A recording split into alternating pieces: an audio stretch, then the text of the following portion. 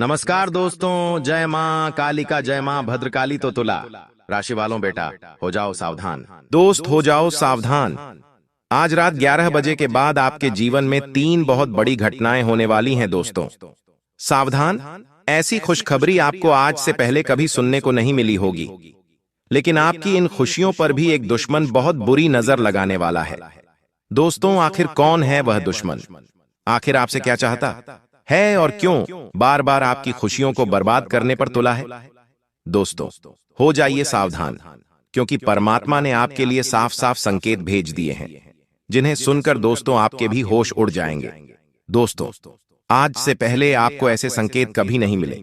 दोस्तों, ऊपर वाले के घर देर जरूर है, लेकिन अंधेर नहीं है।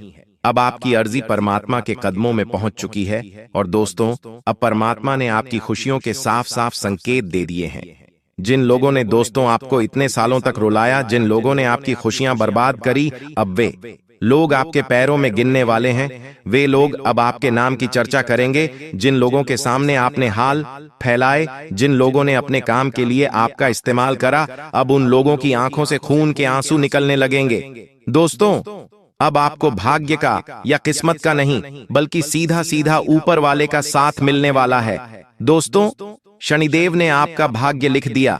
आखिर अब आपकी किस्मत में क्या होने वाला है? कौन सी खुशियों के संकेत आपको मिल रहे हैं? दोस्तों, यह घटनाएं साधारण नहीं होगी। ऐसी घटनाएं होने वाली है जिसके लिए आप कई कई सालों से तड़प रहे थे। जी हां दोस्तों, हम जानते हैं आपने अकेले में बहुत आंसू बहाए हैं। आपने अपनी खुशियों को बहुत बार प्राप्त करते करते खो दिया ही। दोस्तों, खुशियां आपके घर तक तो आती थीं, लेकिन आपको हासिल नहीं हो पा रही थी। बार बार आपकी खुशियों में कोई ना कोई रुकावट आ जाती, बार बार आपकी खुशियों में कोई ना कोई समस्या आ जाती। और दोस्तों, मुंह में आता आता लड्डू आपके मुंह तक आकर आपसे छीन लिया जाता था। लेकिन अब यह सब कुछ एक पल में बदलने वाला ही बेटा। तुम बस आज की इस वीडियो को अंत तक देख लेना, क्योंकि आज का यह वीडियो कोई मामूली वीडियो नहीं है। यह एक बहुत ही चमत्कारिक वीडियो है। सीधी सीधी भाषा में यदि मैं आपको बताऊं तो यह वीडियो आपके लिए किसी वरदान से कम नहीं है। दोस्तों, कई कई सालों में एक बार ऐसा चमत्कारिक वीडियो का निर्माण होता है। इसीलिए इस वीडियो को मजाक समझने की गलती मत करना, वरना जिंदगी भर पछताते रह जाओगे। सर्वप्रथम दोस्तों, वीडियो में आगे बढ़ने से पहले जितने भी बजरंग बली महाराज के सच्चे भक्त हैं, वह सभी बिना देर किए अभी के अभी इस वीडियो को लाइक कर दे। उसी के साथ सच्चे मन से कमेंट बॉक्स में जय बजरंग बली, हर हर हर महादेव जरूर लिख देना। हनुमान जी आपकी सारी मनोकामनाएं पूर्ण करेंगे। देखिए दोस्तों, पिछले 5 सालों से आपने अपने जीवन में बहुत मेहनत करी। मेहनत करने में आपने कहीं कोई कसर नहीं छोड़ी, कहीं कोई कमी नहीं छोड़ी, लेकिन फिर भी आपको बार बार कदम कदम पर धोखा मिला है। आपके अपने ही लोगों ने आपकी खुशियां बर्बाद कर डाली। आखिर ऐसा क्यों हो रहा है? यह बात आपको आज तक समझ नहीं आई। आपने मेहनत करने में कोई कसर नहीं छोड़ी, दिन रात एक कर आपने मेहनत करी है, लेकिन फिर भी आपको वह परिणाम नहीं मिल पाए जिसकी आप हकदार हैं। बल्कि जो अन्य लोग हैं, आपके आस पड़ोस वाले, आपके रिश्तेदार हैं, उन लोगों ने आपसे कम मेहनत कर कर भी आपसे ज्यादा परिणाम, आपसे ज्यादा पैसा, धन दौलत हासिल किया है। कुछ लोग तो बिना मेहनत के ही अपने जीवन में यह सब कुछ हासिल कर लेते हैं। तो क्या इसका अर्थ यह है कि आप गलत तरीके से मेहनत कर रहे हैं? जी नहीं दोस्तों, मेहनत तो आप सही दिशा में कर रहे हैं, लेकिन कुछ गलत लोगों पर आप भरोसा करके बैठे हैं। जो लोग बार बार आपकी खुशियों में जहर घोल रहे हैं, जो लोग बार बार आपको बर्बाद करने का षड्यंत्र बना रहे हैं, आपको बस समय रहते ऐसे लोगों का साथ छोड़ना है। जब किसी घर में धीरे धीरे खुशियां आने लगती हैं, जब कोई इंसान जीवन की कठिनाइयों से जूझकर, संघर्षों की आग से गुजरकर, मेहनत और ईमानदारी से थोड़ा बहुत आगे बढ़ने लगता है, जब उसकी किस्मत मुस्कुराने लगती है और घर में सुख सुविधाएं धीरे धीरे आनी शुरू होती हैं, तभी सबसे पहले जो निगाहें उस घर को बर्बादी की तरफ ले जाती हैं, वह होती हैं अपने ही खून की, अपने ही रिश्तेदारों की। ये रिश्तेदार बाहर से आपको गले लगाते हैं, मुबारकबाद देते हैं, मिठाई खिलाते हैं, लेकिन अंदर से उनकी आत्मा ईर्ष्या और द्वेष की आग में जल रही होती है।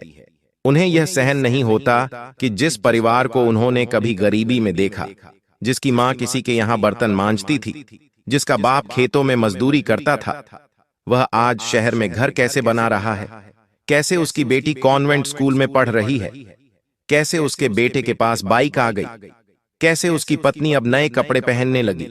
ये सारी बातें रिश्तेदारों को अंदर से काटने लगती हैं। वे बार बार आते हैं, मुस्कुराते हैं, लेकिन उनके मन में सवाल नहीं, संदेह होता है, इसने इतना पैसा कहां से कमाया। और जैसे ही संदेह आता है वैसे ही नजर लगती है। फिर शुरू होता है असली खेल। आपके घर की दीवारों को छूते हैं, रसोई के बर्तनों में हाथ लगाते हैं, पूजा घर के दीपक को छू जाते हैं और किसी भी वस्तु को बिना इजाजत के छूकर चले जाते हैं, क्योंकि वह स्पर्श, वह स्पंदन, वह कंपन आपके घर की ऊर्जा को प्रभावित करता है। और फिर आप सोचते हैं, अचानक से पति पत्नी में झगड़े क्यों होने लगे? बच्चा जो पढ़ाई में अव्वल था वो फेल क्यों हो गया? जो व्यापार दिन दूनी रात चौगुनी बढ़ रहा था वह घाटे में कैसे चला गया?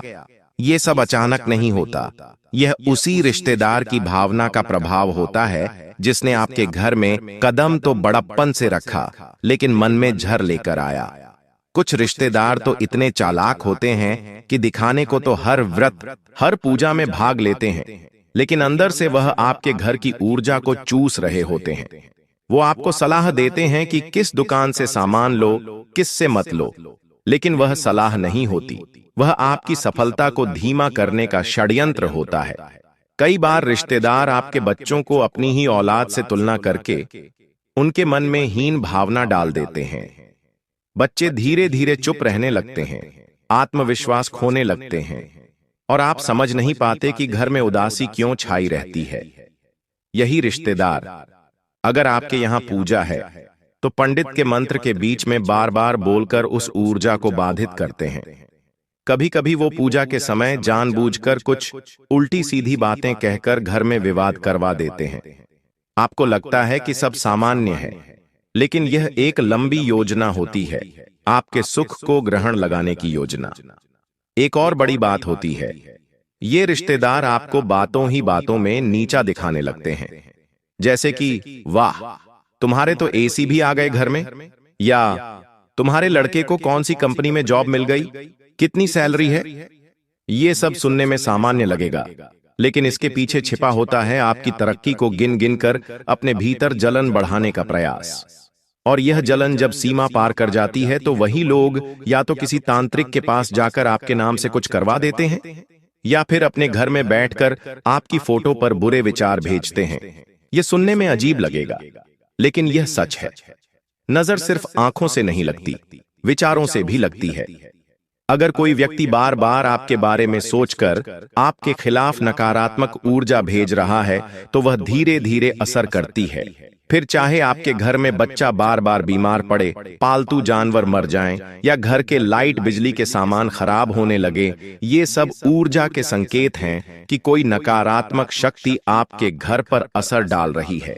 कुछ रिश्तेदार तो इतने चालाक होते हैं कि वह आपकी पत्नी के साथ अकेले में बातें करके उसे यह यकीन दिला देते हैं कि तुम्हारा पति तो अब बदल गया है, और फिर रिश्तों में दरार पैदा होती है।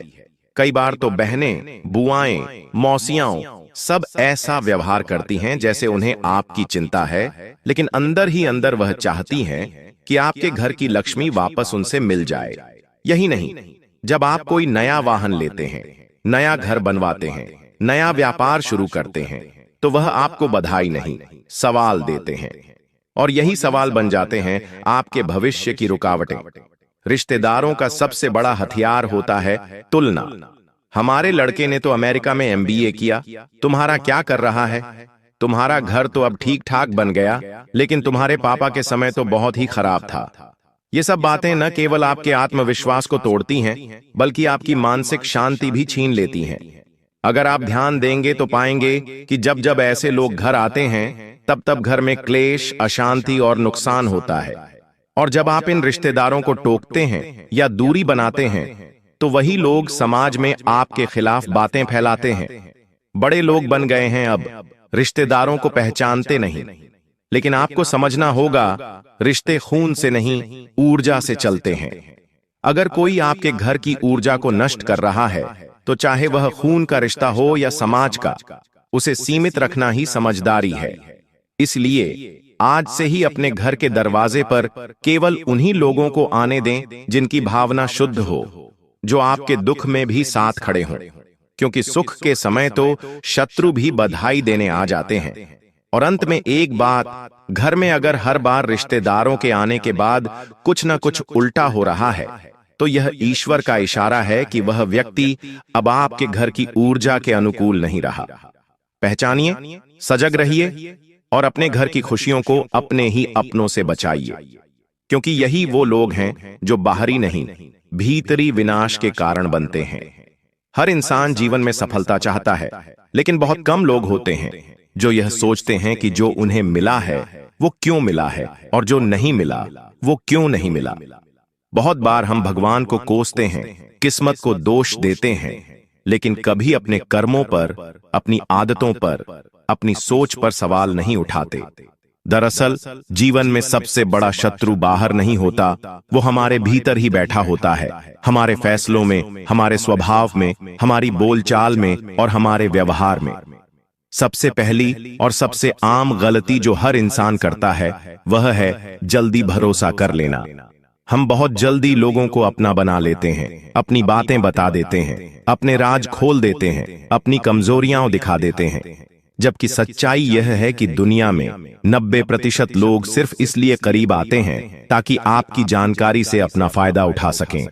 जब आप किसी को जल्दी अपना मान लेते हैं तो आप उसे वो चाबी दे देते हैं जिससे वह समय आने पर आपके आत्मविश्वास का दरवाजा बंद कर सकता है। दूसरी गलती, हर किसी से अपनी तकलीफें साझा करना। कई लोग कहते हैं मन हल्का हो जाता है, लेकिन ध्यान रखिए, जिसके सामने आप मन हल्का कर रहे हैं वही व्यक्ति बाद में आपकी बातों को मजाक बनाकर दूसरों को सुना रहा होता है। दुख बांटना अच्छी बात है, लेकिन सोच समझकर। तीसरी गलती, दूसरों की जिंदगी से तुलना करना। आप सोशल मीडिया पर किसी को विदेश घूमते देखते हैं, गाड़ी चलाते देखते हैं, बड़े होटल में खाते देखते हैं, और फिर आप खुद को कमतर समझने लगते हैं। लेकिन आपने यह नहीं देखा कि उस व्यक्ति ने वह सब कैसे पाया, उसमें कितना कर्ज है, उसकी रातों की नींद कहां गई, उसकी पारिवारिक स्थिति क्या है। तुलना की आदत आत्मविश्वास को खा जाती है, धीरे धीरे मन कुंठित हो जाता है और फिर इंसान सही निर्णय नहीं ले पाता। चौथी गलती, जीवन की अहम बातों को कल पर टालना। आज कोई काम जरूरी है, लेकिन हम सोचते हैं कल कर लेंगे, और वो कल कभी आता ही नहीं। सफलता उन्हीं को मिलती है जो समय पर सही कदम उठाते हैं। पांचवी गलती, गलत लोगों को बार बार माफ कर देना। बहुत बार हम सोचते हैं कि चलो छोड़ो, फिर से माफ कर देते हैं, लेकिन यह माफी नहीं होती, यह आत्मसम्मान से समझौता होता है। जो लोग बार बार आपकी भावनाओं से खेलते हैं, उन्हें माफ करना नहीं, दूर करना जरूरी होता है। छठी गलती, अपने अंदर का गुस्सा दबाना। जो लोग बाहर शांत दिखते हैं लेकिन अंदर ही अंदर टूट रहे होते हैं, वह लोग एक दिन या तो खुद बिखर जाते हैं या अपने सबसे करीबी रिश्तों को तोड़ देते हैं। इसलिए अपने मन की बात खुलकर किसी ऐसे इंसान से करें जो आपको समझे, ना कि जज करे। सातवीं गलती, दूसरों के बहकावे में आकर अपने फैसले बदल देना। जब आप बार बार दूसरों की राय से प्रभावित होकर अपने निर्णय बदलते हैं तो आप अपने ऊपर से भरोसा खोने लगते हैं। आठवीं गलती, अपने बच्चों पर वो सपने थोपना जो आपने खुद पूरे नहीं किए। इससे बच्चे दबाव में जीने लगते हैं, उनके अंदर से रचनात्मकता खत्म हो जाती है और धीरे धीरे वो या तो विद्रोही बनते हैं या अवसाद में चले जाते हैं। नौवीं गलती, बुजुर्गों को बोझ समझना। जिस घर में वृद्धों का अपमान होता है वहां से सुख शांति सबसे पहले जाती है। 10वीं गलती, भोजन करते समय मोबाइल या टीवी में खो जाना।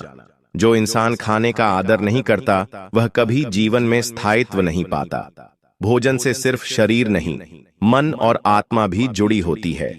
11वीं गलती, कर्ज लेकर दिखावा करना। आज की दुनिया में लोग उधार लेकर शादी करते हैं, गाड़ी खरीदते हैं, मोबाइल बदलते हैं, सिर्फ इसलिए कि समाज को दिखा सकें। लेकिन यह दिखावा नहीं, एक मानसिक बीमारी है। जो धीरे धीरे इंसान को कर्ज के जाल में फंसा देती है। 12वीं गलती, धन को ही सब कुछ मान लेना। पैसा जरूरी है, लेकिन अगर पैसे के लिए आप रिश्तों को, आत्मसम्मान को, स्वास्थ्य को बेच रहे हैं, तो वह पैसा आपके जीवन को निगल जाएगा। 13वीं गलती, नकारात्मक लोगों के साथ समय बिताना। जो लोग हर समय शिकायत करते हैं, जो दूसरों की बुराई करते हैं, जो आपके हर अच्छे काम में भी कमी निकालते हैं, ऐसे लोग आपके आत्मविश्वास को भीतर ही भीतर खा जाते हैं। 14वीं गलती, अपने जीवन के हर छोटे फैसले के लिए दूसरों पर निर्भर होना। जो इंसान खुद सोचकर निर्णय नहीं लेता, वह हमेशा दूसरों की मर्जी पर जीता है और एक दिन दूसरों के फैसलों की कीमत उसे खुद चुकानी पड़ती है। 15वीं गलती, धार्मिक कर्मकांड को केवल दिखावे के लिए करना। जो लोग सिर्फ इसलिए पूजा करते हैं ताकि लोग उन्हें धार्मिक समझें, वह ईश्वर नहीं, समाज के डर से बंधे होते हैं, और जब समाज उन्हें छोड़ देता है तो उनके पास कुछ नहीं बचता। 16वीं गलती, हर बात पर शक करना। जो व्यक्ति हर समय सब पर शक करता है, वह धीरे धीरे अपनों से दूर हो जाता है और अंत में अकेला रह जाता है। 17वीं गलती, अपने अतीत को पकड़कर बैठना। जो बीत गया उसे बार बार याद करना और उसी में जीना, यह वर्तमान का अपमान है। 18वीं गलती, क्षमा मांगने में अहंकार रखना। जो व्यक्ति माफी नहीं मांगता, वह रिश्तों की नींव हिला देता है। और 19वीं सबसे बड़ी गलती, खुद को खुद से दूर करना। जब आप दूसरों को खुश रखने में इतने व्यस्त हो जाते हैं कि खुद की भावनाओं, इच्छाओं, स्वास्थ्य और मन की सुनना छोड़ देते हैं, तो जीवन खोखला हो जाता है। अगर आप ऊपर बताई गई गलतियों को जीवन से धीरे धीरे निकाल देंगे, तो आपको किसी उपाय, किसी चमत्कार, किसी तावीज की जरूरत ही नहीं पड़ेगी, क्योंकि सही कर्म ही सबसे बड़ा उपाय है। याद रखिए, सफलता बाहर से नहीं आती, वह आपके भीतर की आदतों और निर्णयों से बनती है।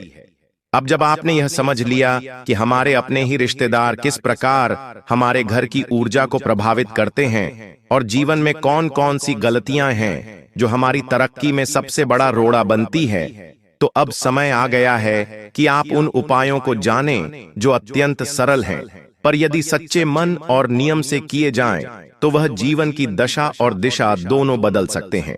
पहला उपाय, यह उपाय बहुत ही सादा है, लेकिन इसकी ताकत इतनी है कि जो व्यक्ति इसे लगातार करता है, उसकी दुकान, ऑफिस, क्लिनिक या व्यापारिक स्थान पर पैसा रुकना शुरू हो जाता है।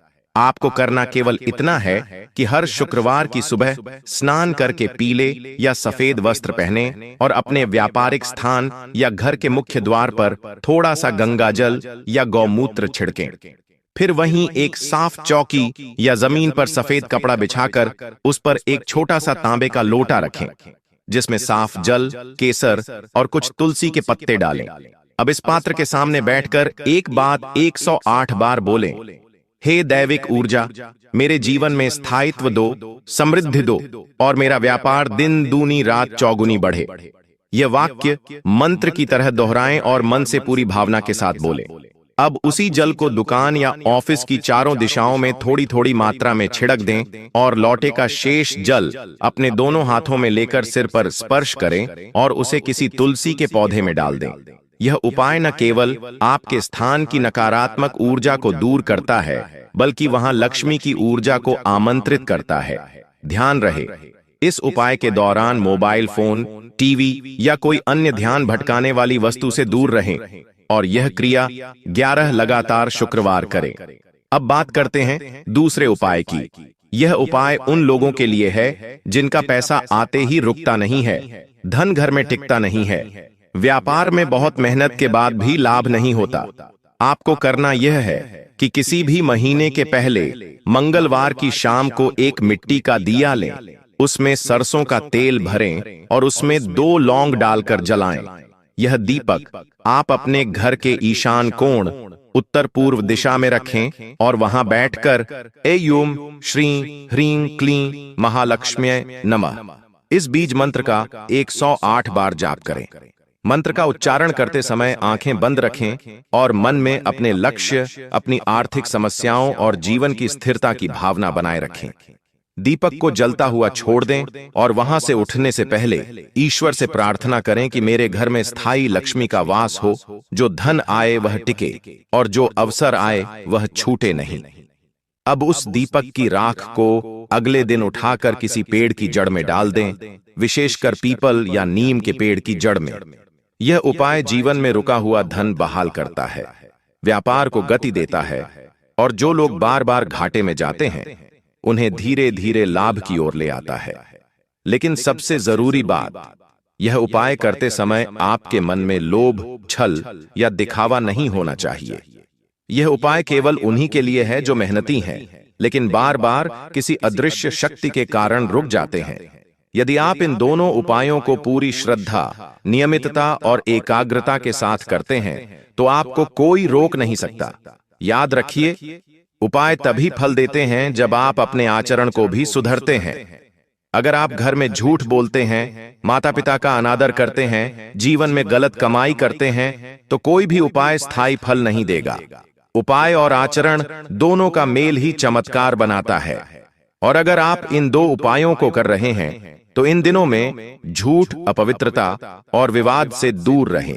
साथ ही हर रात को सोने से पहले ईश्वर को धन्यवाद जरूर दें, क्योंकि कृतज्ञता वह कुंजी है जिससे ब्रह्मांड के सारे द्वार खुलते हैं। यही वो अंत की शुरुआत है जहां आप अपने भाग्य के निर्माता खुद बनते हैं और जरूरत नहीं रहती किसी तीसरे व्यक्ति से पूछने की कि मेरे जीवन में कब पैसा आएगा, क्योंकि तब पैसा नहीं, समृद्धि स्वयं आपके द्वार खड़ी होती है।